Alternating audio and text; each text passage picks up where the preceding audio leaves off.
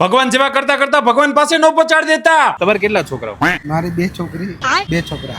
2 છોકરી ને 2 છોકરા. તો તમારું શું મંતવ્ય છે, કેટલા છોકરા હોવા જોઈએ લગ્ન કર્યા પછી? 2 છોકરા બહુ થઈ ગયા. 2 છોકરા. તો તમે 4 કેમ કર્યા? લાઈટ વહી જતી હતી. લાઈટ વહી જતી હતી ને બેન ને પરસેવા વળી ગયો. તો 4 કઈ રીતે થઈ ગયા? બેનને તો સવાલો સાંભળીને મૂંઝવણ થવા માંડી. દુપટ્ટો કાઢી નવા નાખવી પડી. બહુ પ્રેમ આવી ગયો મેડમ ઉપર. ભાઈ તો રોમેન્ટિક મૂડમાં આવી ગયા. ભાઈ તમને બહુ પ્રેમ કરતા લાગે, બહુ સાચવતા લાગે છે.